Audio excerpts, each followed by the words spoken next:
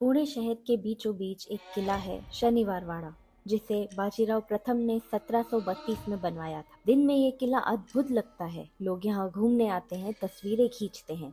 लेकिन जैसे ही सूरज ढलता है, इस किले में एक अजीब सा सन्नाटा छा जाता है और उस सन्नाटे में एक आवाज आती है, एक बच्चे की चीख।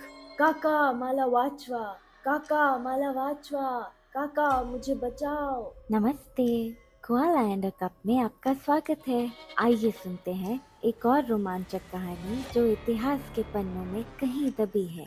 ये कहानी है सन 1773 की, एक ऐसी रात की जब मराठा साम्राज्य के एक 18 साल के युवा पेशवा की निर्मम हत्या हुई थी। उनका नाम था नारायण राव पेशवा। पेशवा मतलब मराठा साम्राज्य का प्रधानमंत्री, जो असल में पूरे राज्य को चलाते थे। नारायण राव के पिता थे बालाजी बाजीराव, जिन्हें नाना साहेब भी कहते थे। उनके 3 बेटे थे, विश्वास राव, माधव राव और नारायण राव। 1761 में पानीपत की लड़ाई में विश्वास राव मारे गए। उसी साल नाना साहेब का भी देहांत हो गया। माधव राव पेशवा बने, लेकिन टीबी की बीमारी से 1772 में उनकी भी मृत्यु हो गई। अब 17 साल का नारायण राव पेशवा बना, लेकिन कुछ लोगों को ये बात पसंद नहीं आई। दरबार में साजिशें होने लगी। नारायण राव के काका रघुनाथ राव को लगता था कि गद्दी पर उनका ही हक है, और उनकी पत्नी आनंदीबाई तो बस यही चाहती थी कि उनका पति ही पेशवा बने, किसी भी कीमत पर।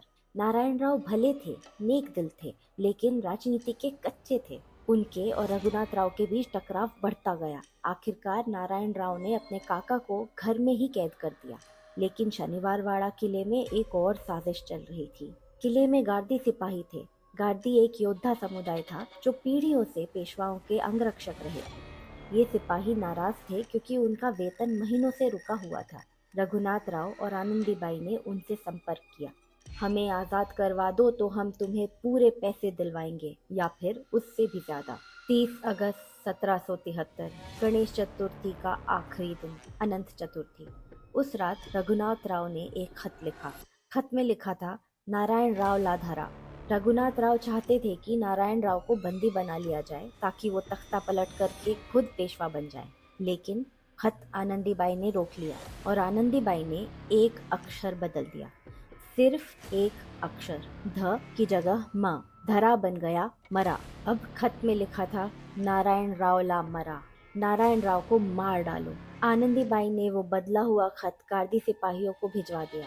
रात के अंधेरे में सुमेर सिंह गार्दी अपने 5000 सिपाहियों के साथ शनिवार वाड़ा किले में घुस गए। उनके हाथों में तलवारें थीं, उनके चेहरों पर हत्या का इरादा। आहट सुनकर नारायण राव जाग गए।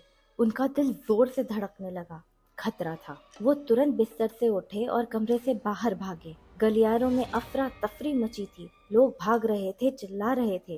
पीछे मुड़कर देखा, गार्दी सिपाही, हाथों में नंगी तलवारें, आंखों में खून। नारायण राव दौड़े, जितनी तेजी से दौड़ सकते थे। महल के अंधेरे गलियारों में पीछे से सिपाहियों के भारी जूतों की आवाजें करीब आती रही। नारायण राव चिल्लाए, काका, काका कहाँ हैं आप? वो अपने काका रघुनाथ राव के कमरे की तरफ दौड़े। सोचा शायद काका बचा लेंगे, आखिर अपना खून जो है।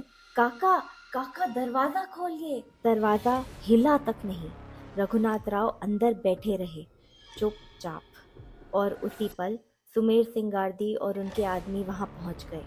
नारायण राव के कुछ वफादार मंत्री और नौकर उन्हें बचाने के लिए आगे आए, लेकिन गार्दी सिपाहियों ने उन्हें काट डाला, और फिर तलवारों ने नारायण राव का खून चखा।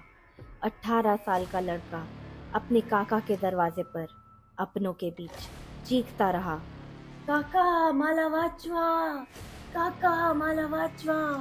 कहते हैं कि नारायण राव के शरीर के इतने टुकड़े किए गए थे कि उन्हें एक बर्तन में रखकर ले जाया गया।